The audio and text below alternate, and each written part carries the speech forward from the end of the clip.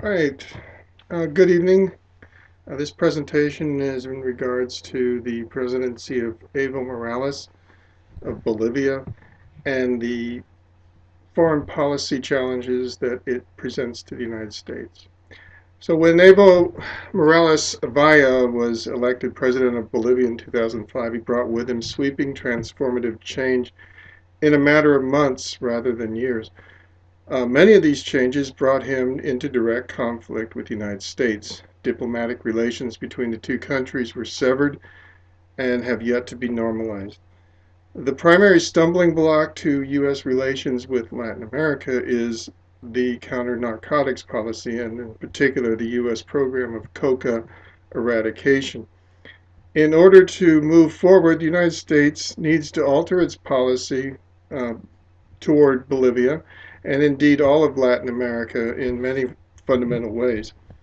There's an entrenched distrust of the United States among Latin American indigenous populations in particular, and their leaders such as Evo Morales and Hugo Chavez.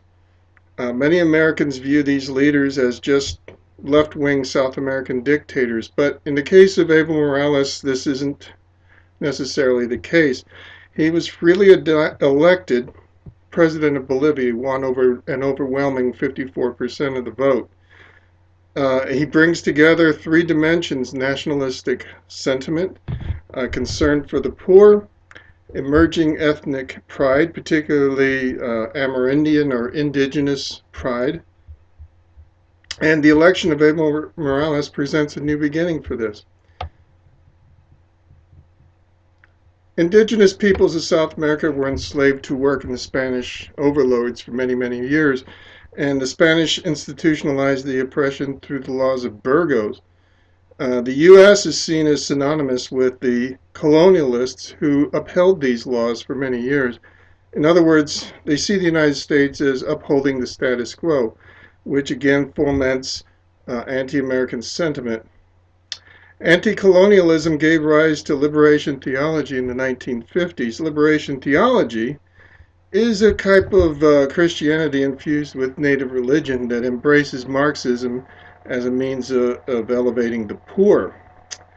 They see Marxism as God's instrument to right the wrongs of the ruling class, and one of the hallmarks of liberation theology is anti-colonialism, and by default, of course, that would mean anti-Americanism. Um, it sustains leaders like Hugo Chavez and Evo Morales. Morales is an Amerindian from the central foothills of the Andean Mountains.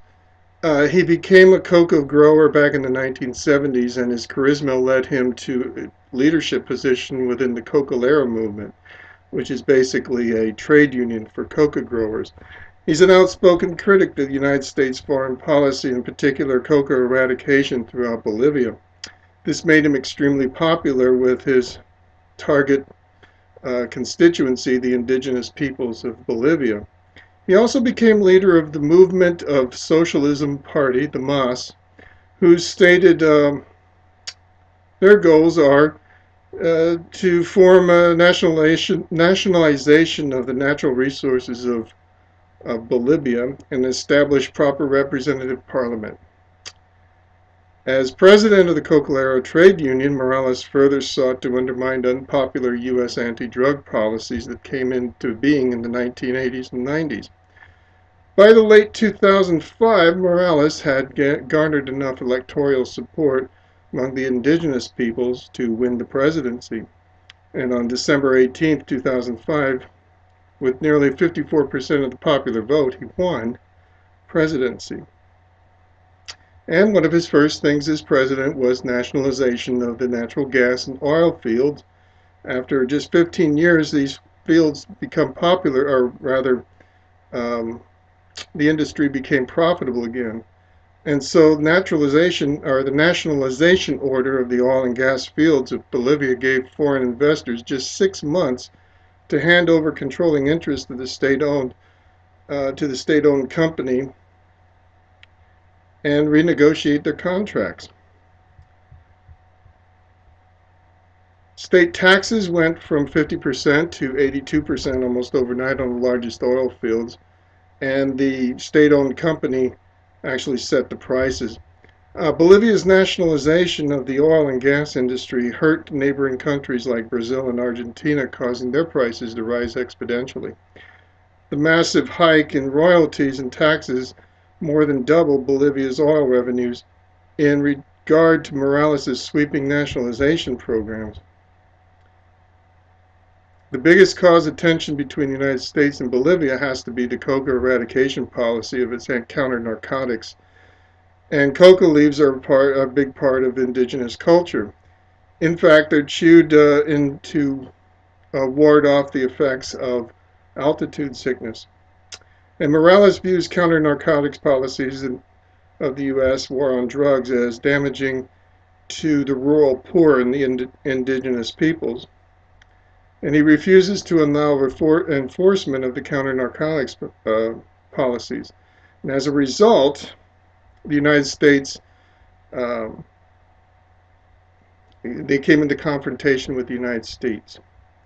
It came to a head in 2008 during the days of the Bush administration, when Bolivia expelled the U.S. ambassador for allegedly conspiring with the opposition against Morales. Then, in a move to justified at least in part by Bolivia's lack of cooperation on the drug front, the Bush administration suspended Bolivia from the Andean Trade Promotion and Drug Eradication Act. The ATP DEA is a trade preference system the United States uses to grant duty-free access to a wide range of exports from the Andean countries.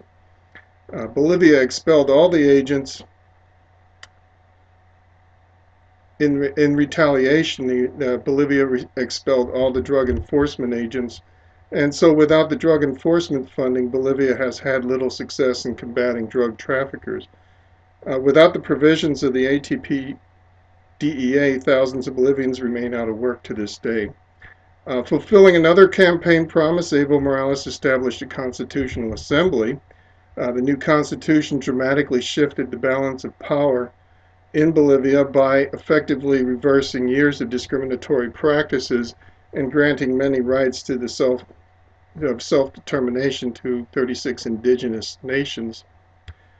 This seems like a good idea, but it also undermined property rights and the rule of law, and thereby has the potential to restrict human rights. And now, after over 6 years in power, the Bolivia of Evo Morales remains one of the poorest nations in South America, and yet Evo Morales still enjoys immense popularity. As far as the policies, we will examine those here. The Monroe Doctrine, the doctrine that warns the European nations not to meddle in the affairs of the countries of the Western Hemisphere, most notably the independent countries of Latin America, which in 1819, when this was passed, these countries had just recently gained their independence from Spain. So at the time, the United States had neither the Army nor the Navy to enforce the Monroe Doctrine, so it didn't have much teeth at that time. However, after the Spanish-American War, a lot of that changed, and the territorial expansion of the United States during the Roosevelt administration, the doctrine was amended with the so-called Roosevelt Corollary in 1904. Through the Roosevelt Corollary, Congress gave the United States the right to intervene in Latin America in cases of flagrant and chronic wrongdoings. Now, critics argued at the time and still argue today that this made the United States effectively the hemispheric policeman, and it was nothing more than a chance to spread hegemony around the Latin American region. The first step toward a more effective U.S. policy would be to scrap the Monroe Doctrine as no longer valid, and the Roosevelt Corollary along with it. Recognizing this could bring about stronger and more productive relations with Latin American countries. The U.S. dollar diplomacy was very much in part of this time during the early part of the 20th century and still continued late into the 20th century, not so much today. Dollar diplomacy is basically where American banks simply lent more and more money at higher rates of interest to these countries, and the pattern of spiraling debt to U.S. creditors is the hallmark of the region. Cold War period brought about more direct U.S. involvement in the region. Thwarting Marxism became the main pretext for intervention. So in 1952, Victor La Paz was set up as the new Marxist government and popular indigenous peoples. Hardliners within the Bolivian military clandestinely uh, re- received specialized training at this time from the School of the Americas and financial support from the United States and the CIA. They overthrew Victor Paz in 1964. 2 years later, Che Guevara went to South America in the attempt to overthrow the right-wing government there, and of course failed and was killed in the mountains by Bolivian police. And all of this figures into what shaped Evo Morales' thinking and his belief in America as being the the biggest stumbling block for him.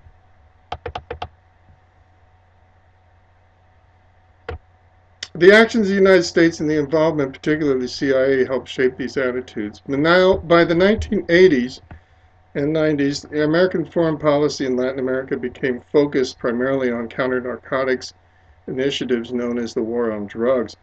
Bolivia is the third largest producer of coca and cocaine in the world, and coca production is economically vital to the livelihood of Bolivia's indigenous people.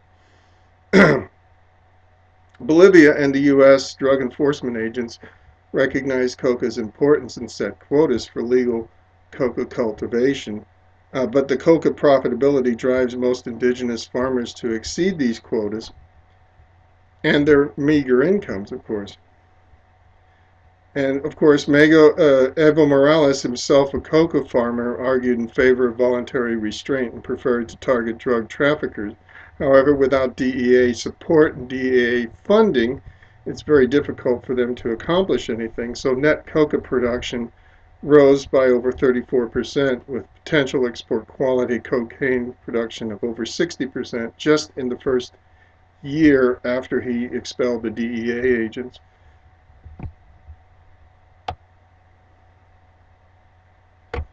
Bolivia's relations with Chile are strained. Chile, his neighbor to the to the west, had left Bolivia landlocked back in the 19th century after a war with the country.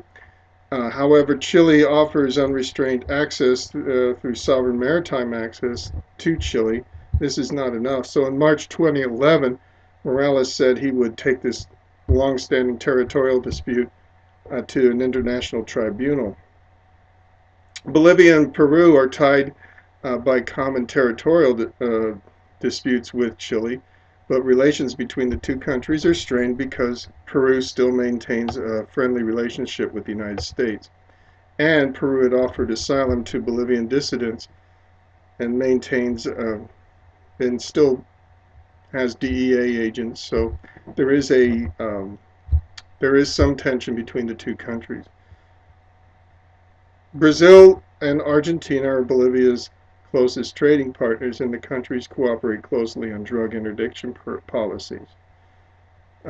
But Bolivia's closest relationship in Latin America is with Venezuela.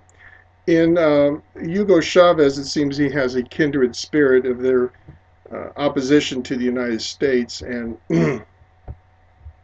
this certainly drives the flavor of the Morales' presidency. Bolivia's relationship with the United States is wavered between mutual hostility, suspicion, and accommodation. And during the Cold War era, the United States used the Monroe Doctrine and the Roosevelt Corollary to justify intervention in the country, which left a bad taste in the mouths of most Bolivians. So this is where a lot of the anti-Americanism comes from. Now, the main threat, as I mentioned, was the fact that Bolivia is a producer of coca and cocaine. And this is the greatest flashpoint of conflict between the United States and Bolivia and it's an impasse that we need to get past. The DEA's absence reduces Bolivia's capability and resources to target drug traffickers. So on the 2nd of June 2011, the Global Commission on Drug Policy presented a new report in New York, and the high-profile panel called for the global war on drugs a failure and recommended a shift in policy toward harm reduction and decriminalization. What that means basically is they believe it's better to go after the drug traffickers than it is to go and incarcerate people who are just simply users, which I tend to agree with, and many countries in Latin America have adopted this policy. Some leaders believe that involvement in the U.S. in the war on drugs is the wrong path to take, and instead perceive the growing drug problem as a public health problem and not a security issue.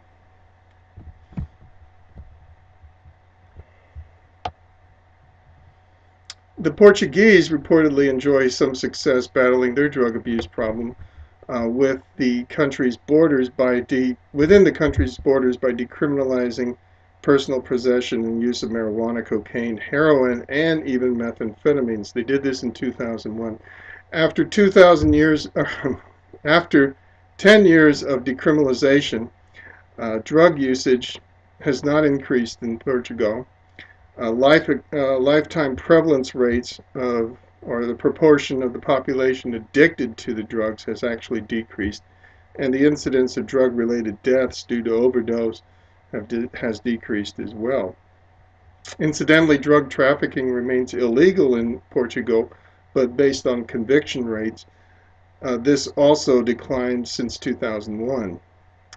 Many Latin American countries saw the success of the Portuguese program and decided to emulate it. Among the first was Peru in 2003.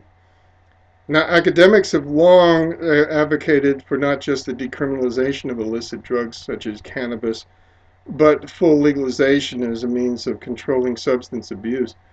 This seems counterintuitive, but the theory holds that by making the drugs completely legal, they can be controlled and taxed. The revenue gained from this can be used to attack illegal sources of drugs, such as cannabis, and can also be used to fund rehabilitation programs. So far, no country has fully legalized all drugs as advocated by some, and the idea is not very well received within the United States at all. So the new social, as far as the policy recommendations for how do we get past the policy impasse with uh, Bolivia and indeed many countries in Latin America, the new socialist regimes of South America, such as Bolivia and Venezuela, are struggling to break away from the stranglehold the United States has on Latin America, both politically and economically. U.S. engagement in Bolivia and the rest of the Andes over the 3 decades focused primarily on security and counter-narcotics issues, and Bolivia's expulsions left the major funding gap that the UN Office on Drugs and Crime and the European Union are struggling to fill. The vacuum left by the expulsions gave rise to increased Bolivian cocaine being smuggled via Brazil and into Western Europe. So if the USDA is ever going to renew its presence, it would have to be as a part of a multilateral coalition, not a unilateral or bilateral coalition.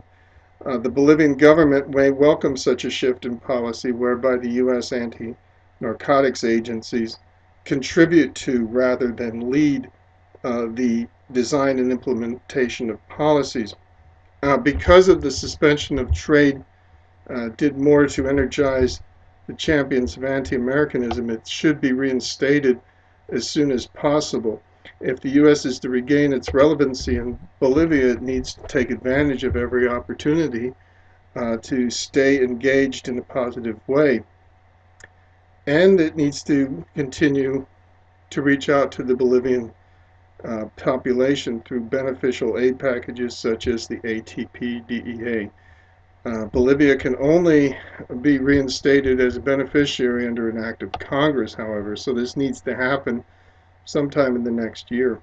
Another reason the United States must strengthen its ties with Bolivia and all of Latin America for that matter is that China and other countries have made inroads commercial engagements with Latin America and present a challenge to the United States.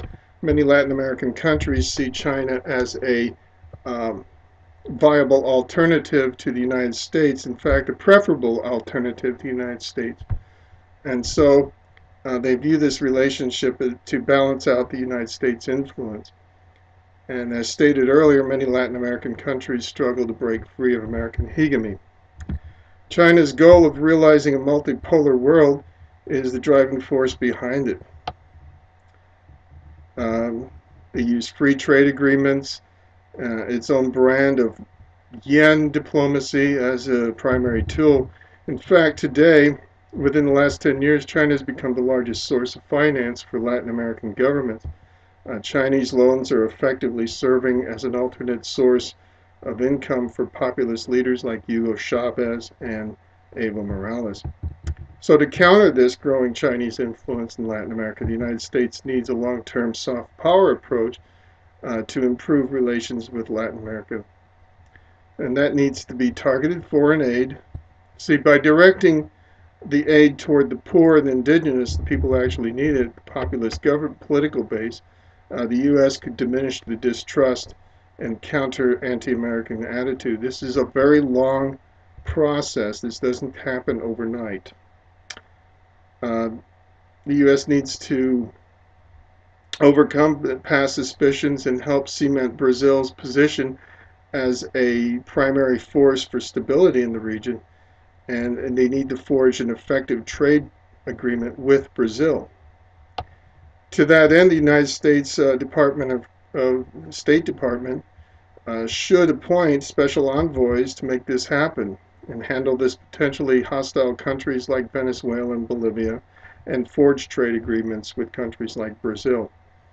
The U.S. is at a critical juncture in the relations with Latin America. The region is suffering a deep crisis of authority and legitimacy and democratic governance. The United States faces these challenges of counter-narcotics policies. In order to move forward, the United States needs to contribute rather than lead the design and implementation of these policies and act as part of a multilateral operations. In other words, the United States policy in Latin America needs to be less heavy-handed and more a partner, if you will. And finally, the United States can really no longer count on Latin America being its backyard. It's no longer its own playground. The United States cannot afford to ignore the country, the region anymore and treat it as a strategic backwater. Thank you and have a good evening.